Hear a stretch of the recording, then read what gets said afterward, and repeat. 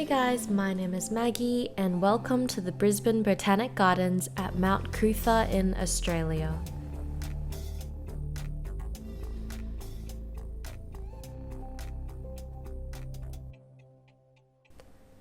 This is the tropical dome within the Brisbane Botanic Gardens. The dome itself is 28 metres in diameter and 9 metres high. It opened in 1977 and to this day it houses some of the most spectacular plants from tropical regions all over the world.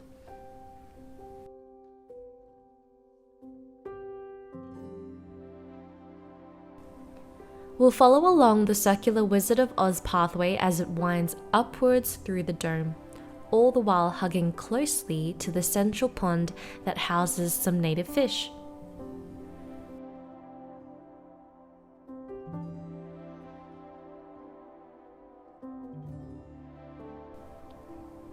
In today's video, we'll brush past a broad range of aroids, calatheas, heliconias, caladium, palms, epiphytes, and plenty of other incredible plants I can't name.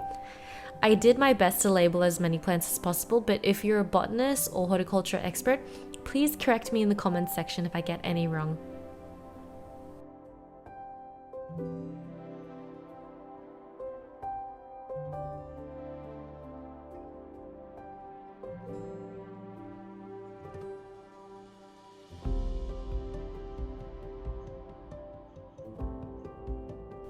The first thing you're greeted with as you step into this incredible piece of paradise is the Anthurium Balaoanum, which has large, thin, leathery leaves like tissue paper.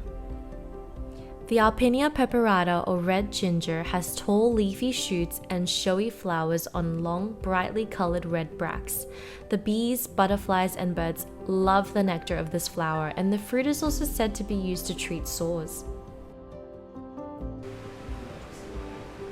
The Anthurium Waroqueanum is commonly known as the Queen Anthurium, and for good reason.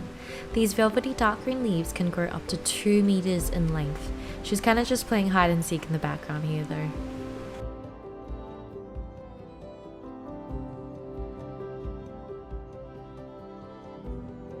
The Amorphophallus peonii folius or elephant foot yam produces a very interesting single inflorescence, which looks like a purple knob encircled by a fleshy purple and green blotched spathe up to 50 centimeters wide. Seriously, just pause this video and Google it now. But even without the inflorescence here, you can really appreciate the eccentric beauty of this plant.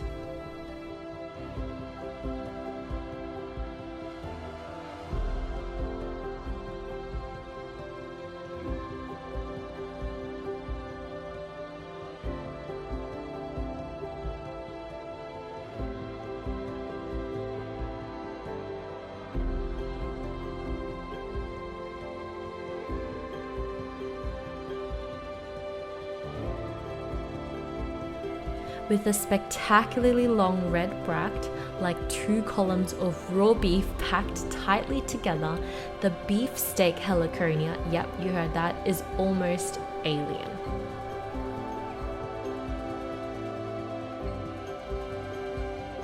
This plant is known as the Paleonia repens, the Polynesian ivy or trailing watermelon begonia.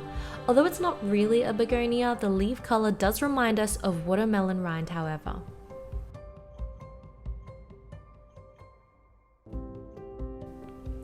Don't you think this canopy looks like a hand-drawn masterpiece by Hayao Miyazaki? The Travesia palmata is also known as the snowflake tree. Each leaf splays out like a massive tropical snowflake.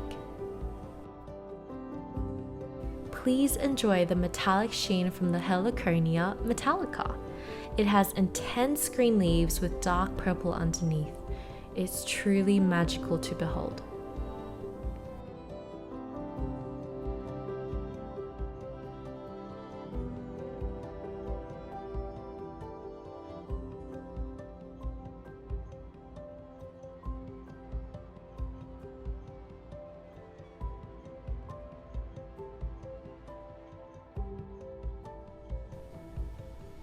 The Monstera Myristica or calabash nutmeg is rich in vitamins, electrolytes, and minerals. Both the bark and its seeds have been traditionally used for medicinal purposes as well. The beehive ginger has inflorescence which resembles an artificial beehive or a scent. Notice the Dostenia bahiensis has glossy deep green leaves, and it produces unusual flowers which look like an old petri dish of fungus, which can vary in colour from purple to lavender.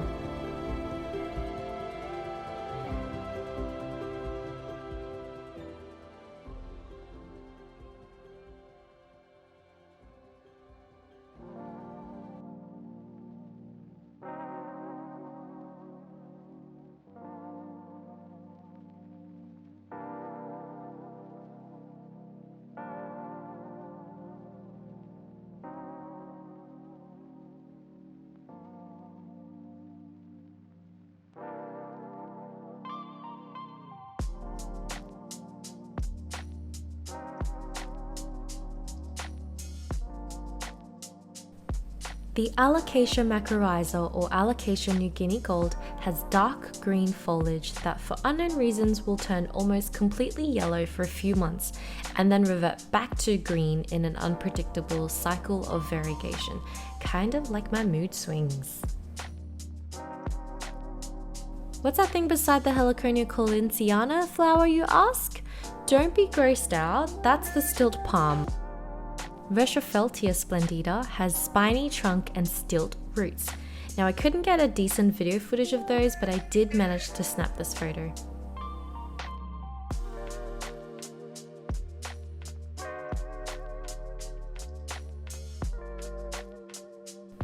This is the Theobroma cacao, or the cacao tree, yep, where chocolate comes from. Once the tiny flowers which grow directly on the trunk or limbs are pollinated, they develop into cacao pods. If you've got keen eyes, you can even spot vanilla planifolia growing on the cacao tree. Chocolate and vanilla, a match made in heaven. The Taka Schentrerii, or black bat plant, has the most spectacular flowers. It has dark flowers which can grow to 30 centimeters wide, with 2 bracts which look like wings and long white whisker-like threads that are almost double in length. I am completely mesmerized.